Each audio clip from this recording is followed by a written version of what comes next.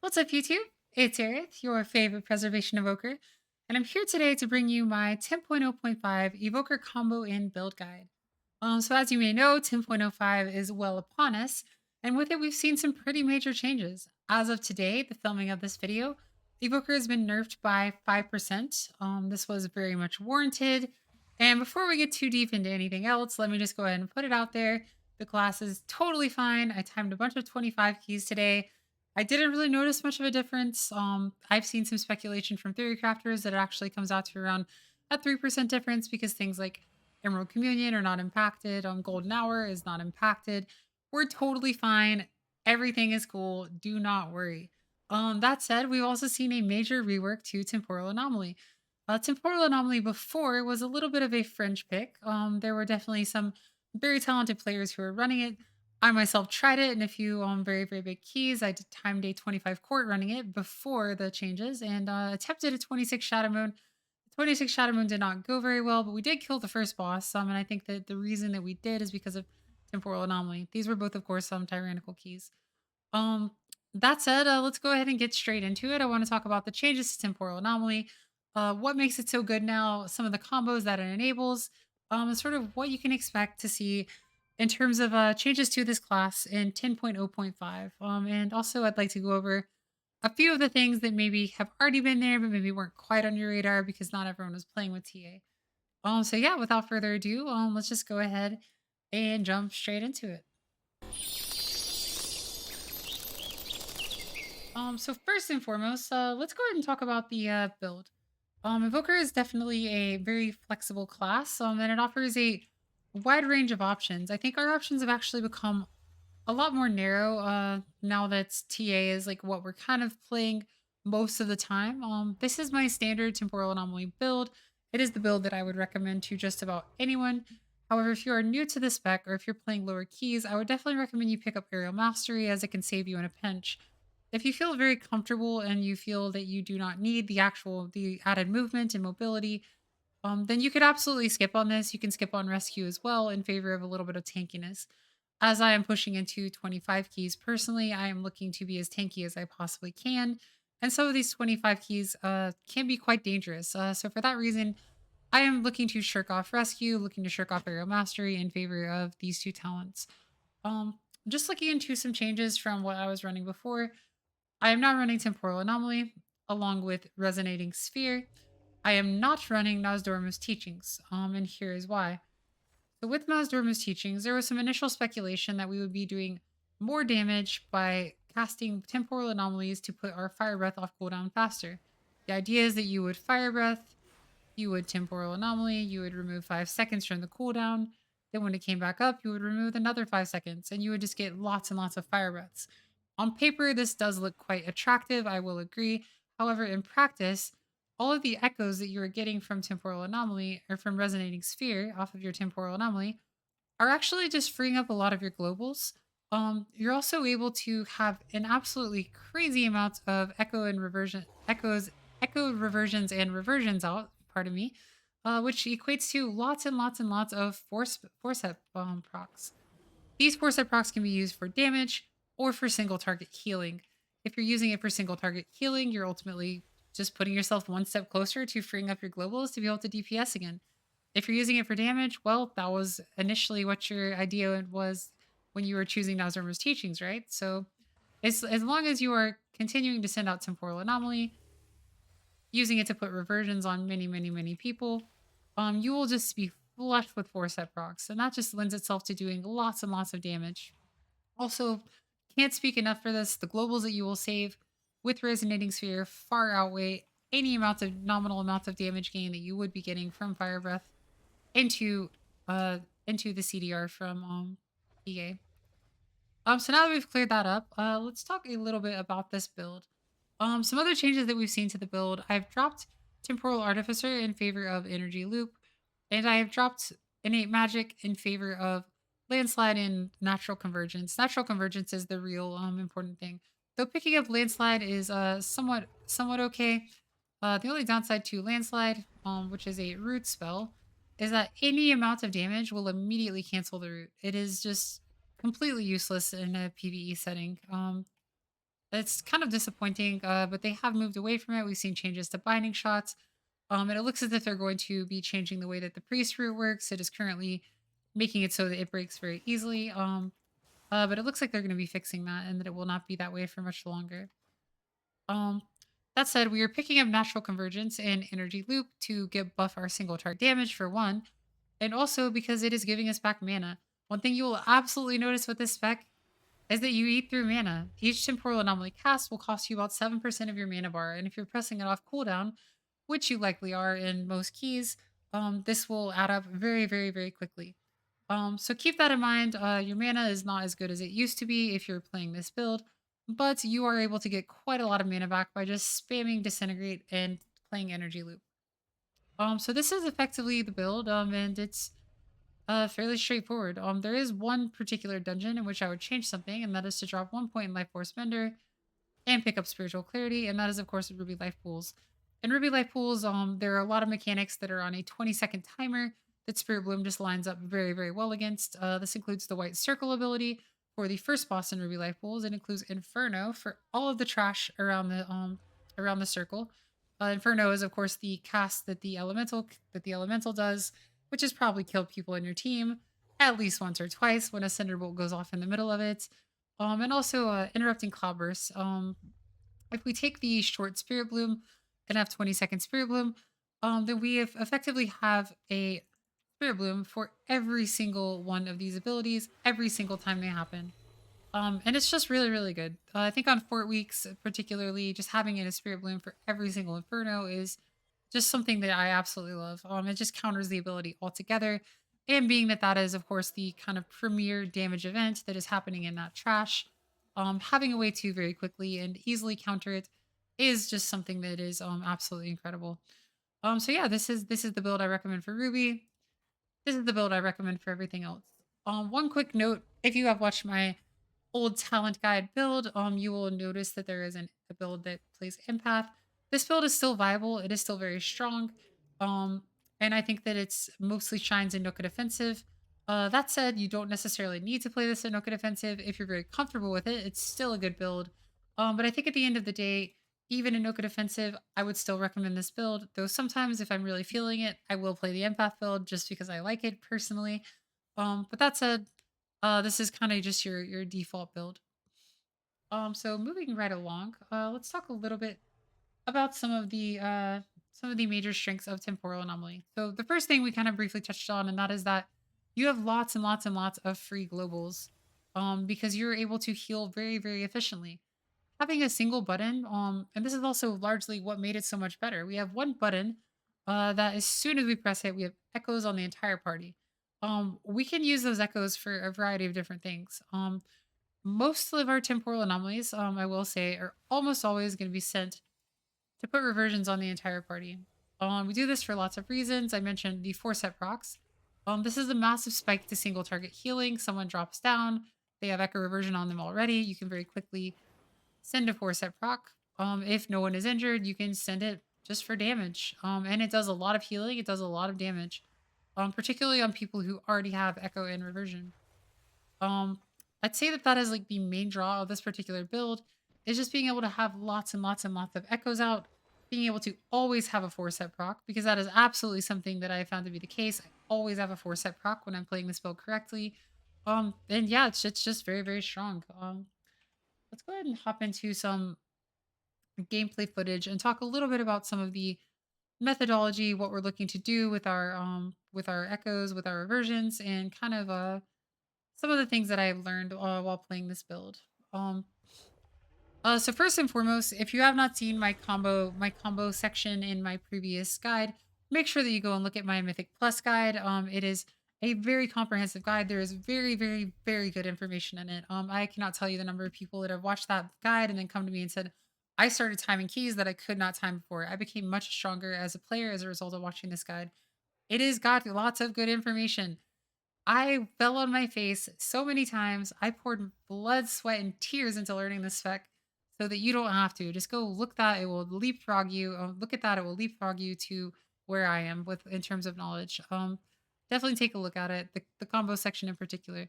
That said, there are definitely some new. Oops. What have we done here? There are definitely some new and interesting things that we can be doing. Now that we are playing temporal anomaly. Let's go ahead and skip to this particular boss. This is just a random court 23, a homework key. We were looking to bump it up to hope to get a score key. I just think this boss illustrates some of the most interesting things about temporal anomaly, and so I wanted to show some gameplay footage with it. Um, but yeah, first and foremost, first things first, we're pretty much casting temporal anomaly off cooldown. As I just mentioned, we are going to be using those echoes to pretty much just have lots and lots of echoes and reversions and echoed reversions. Pardon me if I stumble over my words. Saying reversions and echoed reversions can be a little bit redundant. But yeah, the end goal of this is to always have lots and lots of reversions and echoed reversions. Why do we want to do this? Well, first of all, we play a talent called Grace Period, which is at the bottom of the tree. You've probably seen it. And it says that our healing is increased by 10% on targets with reversion. Our healing is also increased by 10% on targets that have an echoed reversion. These two effects do stack. So when you look down at my frames at any given time in any key that I'm ever doing, you will almost always see something to this tune. You'll see two players, typically the two squishiest, including myself. I'll usually put an echo and a reversion on myself, an echo reversion and a reversion on myself, and then on the squishiest player, which in this case is the shaman. Um, and the reason why I do this is because my healing is increased by quite a lot on all of these players. I like to keep two on myself because I am more likely to be in a place where my mastery is turned on if I have a reversion and an echoed reversion on myself, and then of course on the squishy person because they're squishy. So this is the first major thing that is enabled by playing this particular build. And as you can see, all of my heals when I dream breath, it's going to be just that much stronger. I get asked a lot on stream actually if why I don't play the better improved dream breath talent. And part of the reason is this. When you have that talent, let's go ahead and take a look at it. When you have this talent, renewing breath, your dream breath healing is increased by 30%. The opportunity cost of taking this talent is quite high because you ultimately have to drop Grace Period and probably Font. You go through Power Nexus, which you no longer need because your Maximum Essence is way less important now that you're flush with Echoes thanks to Resonating Sphere. But ultimately, at the end of the day, you're getting 30% increased healing on Dream Breath. Well, if you look right here, I have a Dream Breath on myself. It's already boosted by 20% for its entire duration because I have an Echo Reversion on myself. The same goes for the Shaman. It's boosted by 10% on every other player because of the simple presence of a reversion. Um, it's ultimately at the end of the day, just not as good, and also it's kind of win more because let me tell you what, if someone has a Dream Breath and an echoed reversion and a reversion on them, they're not going to die. They're pretty safe, especially into rot damage, as is the case in this boss Flame Wraith, Talixay Flame Wraith, I think is her name. That person is just very, very, very safe. So that talent, I would say, is something that we call win more, which is to say, it helps you to win from a position where you were not actually going to lose in the first place. So here you'll just see me refreshing reversions, trying to keep them up as many as possible. This is just a core tenet of the class at this point while playing Grace Period.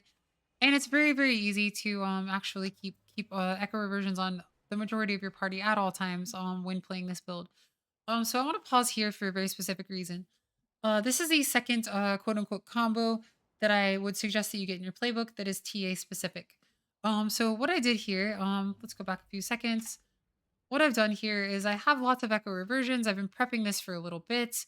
And then going into this, after we release our stasis, let's see. Here we go. So going into this, what I will do is I will send out the T. I will Verdant Embrace. I will send out the TA, and then I will Dream Breath.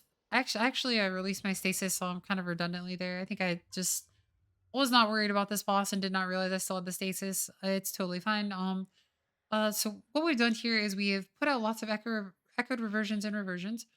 We have sent out, or we have Verdant Embrace ourselves. We have sent out our temporal anomaly, and we have cast Dream Breath.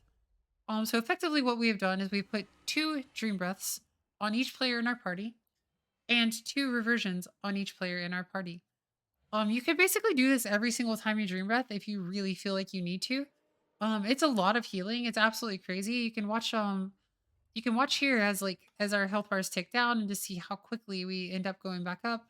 We take a tick and our health bars just do the whatever the opposite of melting is. I mean, it's just like you'll take a tick of something and then bloop, tick, bloop. If you have four hots on members of your party, like they're just omega safe. This is a really good thing that you can do going into a Herja storm if you would like to. You can do this on Flame Wreath. Anytime that there is like significant long happening rat damage, you can do this on the elemental boss, for instance. It's just incredibly powerful. This is a combo you should absolutely have in your playbook. I would say play around with it, see where it fits, see where it doesn't fit. I think a boss like this, where there's just constant pulsing damage, echoing dream breath onto players that already have reversions is just something that is really, really potent. With that said, though, I would also like to put out the disclaimer that with 80% of your temporal anomalies, as you're going to see what I'm about to do here, you are just going to use them for reversions. That is the main thing you want to do with TA is ensure there are lots and lots and lots of reversions out always. I probably sound like a broken record at this point, so I'll kind of leave it at that and sort of let you kind of get the gist of it. So there is actually one other thing that it enables a little bit of, and let's see if I will do it here. I believe I will. Yep, there it is. And that is lifeline ramps. So previously, lifeline ramps for us in keys were a bit of a hassle. You had to go echo, echo, echo, burden embrace, and then emerald communion, or echo, echo, echo, burden embrace, and then spirit bloom. It was a long and arduous process that took a lot of setup. And with temporal anomaly, I'm happy to say that that setup just no longer exists. You can go temporal anomaly, burden embrace off yourself, as I will do here, and then just go immediately into an emerald communion. There's very, very little setup required for our lifeline lamps. That was unfortunate. We all quake each other right after I top us. But yeah, there's very, very little setup required for our lifeline ramps at this point. So yeah, it's kind of just a massive quality of life improvement in that regard. And so yeah, that's pretty much all that I would really want to cover in this guide. I think in terms of changes that include temporal anomaly, it's made our lifeline rooms much easier. It's given us very, very, very high uptime of reversions, which gives us lots and lots of 4 set procs, which in turn gives us more damage or more single target healing. And that is kind of the main draw of this particular build.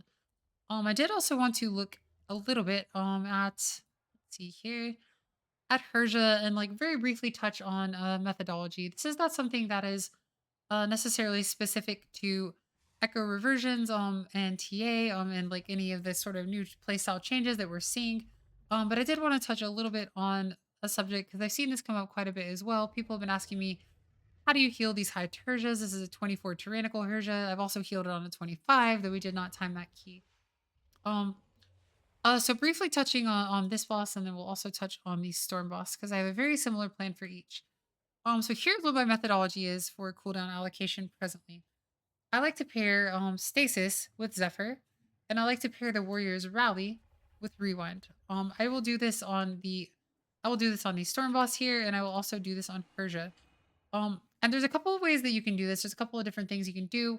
Um, the main thing that I like to do in this particular spot is to go before we pull Herja, I will go or before the storm starts, I will send out a temporal anomaly. I will get reversions on the entire party. So as you can see, I've already done that. As the pull started, our rogue unfortunately got hit by one of the balls on the mini boss. That was a tragic moment. But yeah, I'll go ahead and I'll send out a temporal anomaly. I will put reversions on the entire party. And I do this for lots of damage events. What I'm about to detail. Before we get into the specifics of it, I do want to note that while it can seem overwhelming and like there's a lot of different things that you should be picking up on, for all of these major damage events, you're effectively doing a couple of things and you're just doing these things over and over and over again. So while they can be challenging when you first pick them up or when you first encounter them, um, just bear with it. Trust the process and keep doing it. Because eventually you'll learn that like for every single crazy damage event, you're basically doing one of a few different things. And so I kind of wanted to go through those, talk about my methodology and sort of how you can be successful into these same damage events as well. I'd also like to look at Karaka, because the three bosses are just three bosses that have powerful, painful damage events, and we basically are doing very similar things for each of them. So yeah, let's go back to Herja and let's break it down part by part. So yeah, effectively I've started off. I've cast a temporal anomaly. I've put reversions on the whole party. I realize I have a lot of essence, so I go ahead and I just put the real reversions, so I don't have the cheap TA reversions. They are weaker. This is very important to note. When sent through a TA, they are only at 30% effectiveness. So I basically will do the same thing. So I will Zephyr before I do anything. I will enter a stasis. I will Verdant Embrace off myself. I will cast Dream Breath, and then I will begin channeling a Spirit Bloom. I will then release the Spirit Bloom, cast TA again, kind of cast some filler spells. In this case, I choose to refresh my reversions, so everyone's got reversions. And then typically I will actually release the stasis here. I didn't actually have to release the stasis here, and that's because we had a Vampiric Embrace rolling. But if there was no Vampiric Embrace, then it would be the same thing. I would just release the stasis early. So that is effectively what I like to pair with stasis. Anytime there are major damage events that are separated by pretty large amounts of time, I will go Zephyr plus stasis on the first one. Then the second one, I will do a rally and rewind, and then on the third one, I will have Zephyr plus stasis again. So this will work anytime that there is effectively 90 seconds between the first and third damage event, and then the damage event that happens in the middle is kind of where you want to put your rewind. And effectively, like when you have these damage event into damage event into damage event bosses, you'd want to decouple your rewind from stasis. And usually rewind is like pretty safe. You can also pair that with Emerald Communion, for instance, if you really want to make sure that that really long damage event is super covered. And rally, of course. And in this particular case, though, like so in this for this reason, I will always pair a Zephyr with my stasis. And so we kind of go over to this side. Nothing too exciting here. Um, Narrowly escaped death there. And yeah, not too much to cover on this side. It's really just the storms that we're super worried about. And oh, I guess there is one thing I would say about this. One important thing to note is that our filler ability is still going to be casting an echo on an injured party member and then casting a reversion, and then casting an echo on that person, and then casting either another reversion or a living flame. So we're like echo, living flame. Usually a 4-step proc. I actually don't seem to be getting a lot of 4-step procs, which is a little awkward, but as you can see, as I get them, I'm using those for my single target healing. You can also like be a little bit cheeky when you have these 4-step procs and there's two people injured, and just go echo reversion on one person, then echo a person, and then reversion, and then send the 4-step proc on the other person while they still have a an echo on them, which you'll also see me do here. So here I have a reversion on this person. I'm going to send the 4-step proc into this person, and it's going to send a living flame into each of them. So here going into this, I will send out a temporal anomaly. This time I'm not going to use it for reversions. I have reversions on the party already because I've been preparing for this moment. And this is kind of the other way that you can the other two ways you can handle a damage event. So as soon as the storm starts, I'm going to Verdant Embrace, putting us into Life Mind, and I'm going to Emerald Communion. We're now very safe. I can cast a Dream Breath off the back of this, and I can tip the Scale Spirit Bloom to finish it off. I don't actually need to tip the Scale Spirit Bloom because I also rewound in the middle of that. So this is your other option when you do not have stasis and you do not have Zephyr. You can also just go ahead and do your typical Emerald Communion ramp, and then you can cast a a rewind off the back of it.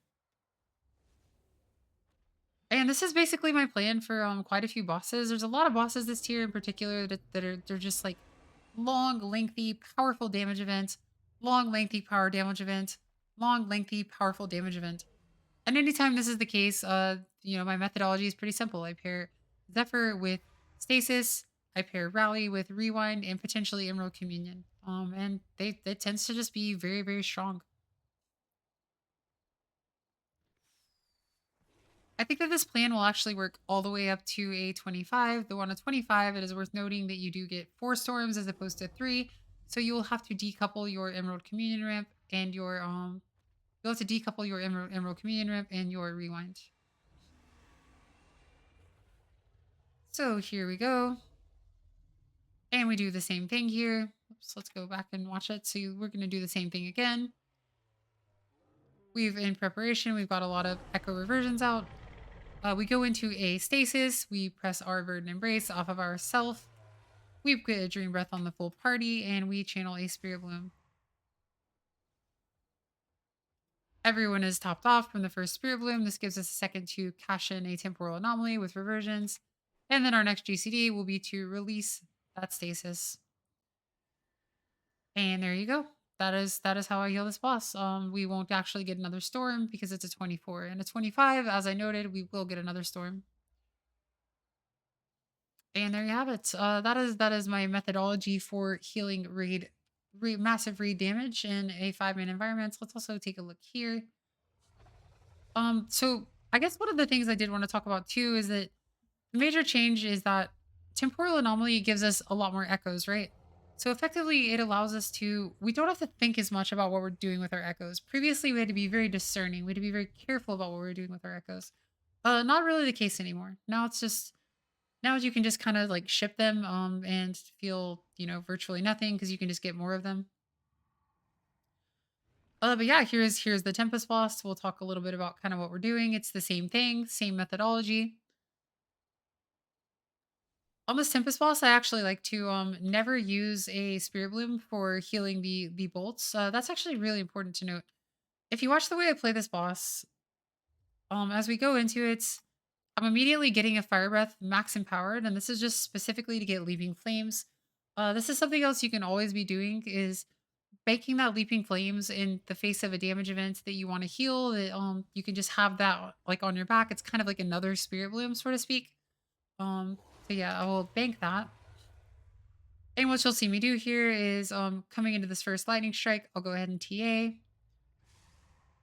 That way I get echoes on everyone, except for this unfortunate soul, the demon hunter. And then I will Verdant Embrace, or I'm sorry, I will cast a reversion, which will get a golden hour proc on everyone, and it will start healing everyone up. I will then cash in those leaping flames. I will actually just hit the boss so that I'm doing damage and topping everyone.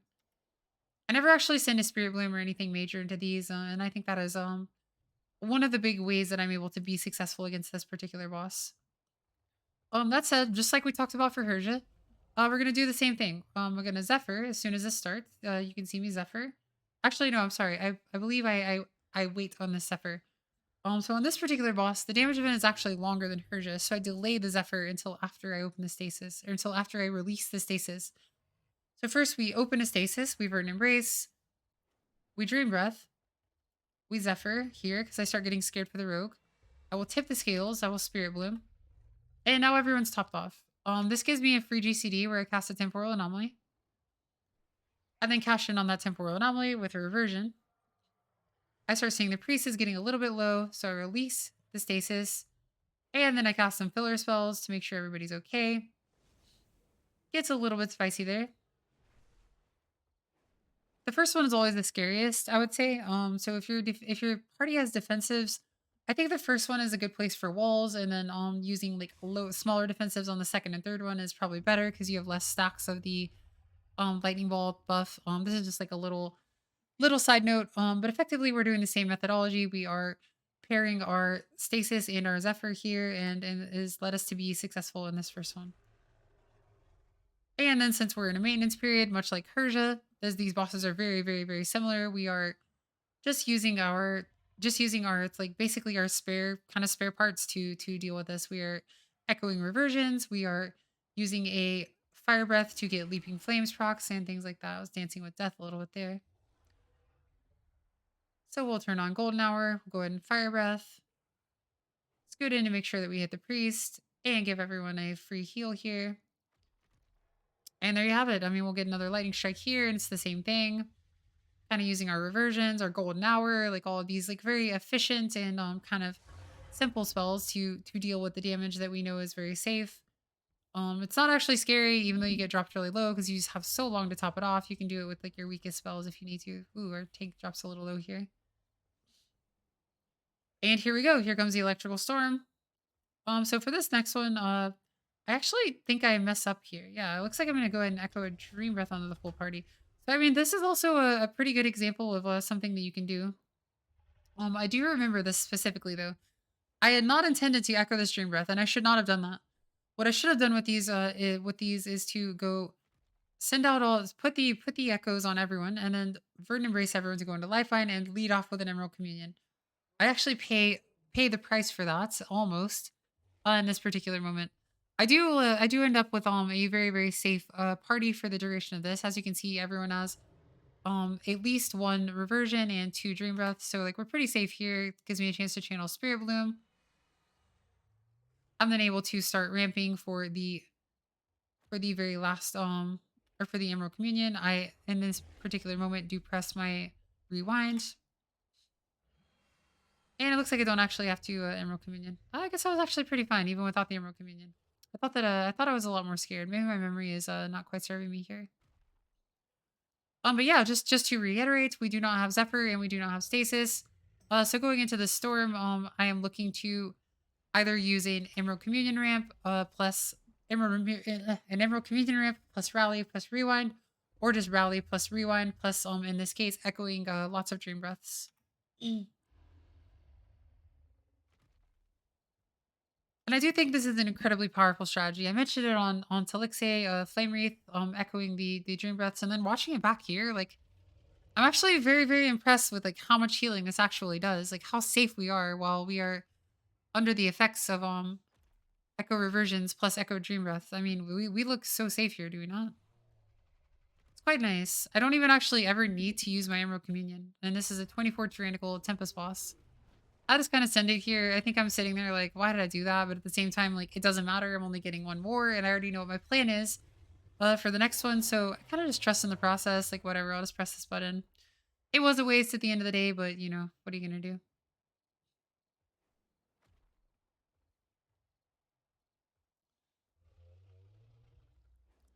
So yeah, just cutting forward to the last storm here. It is coming up. I'm like in preparation, getting everyone topped off. The Shadow Priest is giving me a little bit of trouble because he's somewhat far away. At the end of the day, though, it's kind of just fine. So I'll go ahead probably here and go into my stasis, Burden Embrace, Dream Breath, and of course start channeling a Spirit Bloom. In my downtime, I will send out a temporal anomaly. I will refresh all of my reversions, put the other reversion on cooldown, wait till just the right moment, and release the stasis. And we're very very safe. And that's honestly all it really takes. That's a little bit about my methodology. And yeah, hopefully that is helpful for some of these very scary bosses. I get asked a lot on stream about Herja and the Tempest boss in particular, so I did want to talk about them specifically in this guide. I'll probably release a video just covering these two bosses. But I also wanted to include them for anyone who's just looking to get as much as they can out of this one particular video. With that said, that kind of covers everything I think that is new in terms of the temporal anomaly build. We talked about Narsdorm's teachings, why we do not play it. We talked about how our filler is still echo reversion and to echo into into echo into living flame. Yeah, I think we've kind of covered just about everything that I wanted to cover. If you're looking for more Evoker content, do make sure that you are following my channel. Make sure that you are subscribed to my YouTube. And before anything else, make sure you go to Twitch and follow me there because it's free to you. You can come watch the content whenever you want. I mean, of course, you can feel free to subscribe. I'm probably streaming right now at twitch.tv/eyelashtv. I stream pretty much all the time, 12 hours a day. But yeah. I wanted to thank you guys. I've recently hit a new benchmark. I recently became partner with YouTube, which means that I'm going to be able to make a lot more content. And if you guys continue to subscribe, to comment, to make sure the algorithm sees it, this channel will keep growing. I'll be able to bring you better and better content. I have some pretty big plans for this channel if it continues to grow. I would love nothing more. Let me hop over to my other channel. I would absolutely love nothing more than to be able to make you lots and lots of cool videos, maybe hire an editor, who knows. I think that there's a really bright future for this channel, and that's largely thanks to you guys, 100% thanks to you guys. I honestly could not do this without you. And yeah, I think it's around 2,000 subscribers now, which is really big for me. That makes me super happy. Yeah. Uh, I don't know. At this point, I'm just rambling. I love you guys. I'm super, super grateful. Every single day is a total gift when I get to spend it with the awesome chatters, the awesome community we have over at Twitch, and here at YouTube. So yeah, I guess I will be seeing you guys next time. Until then, thanks for stopping in and stay dragony or something. You don't have to stay dragony, but it's like just a thing that I said. Okay, bye.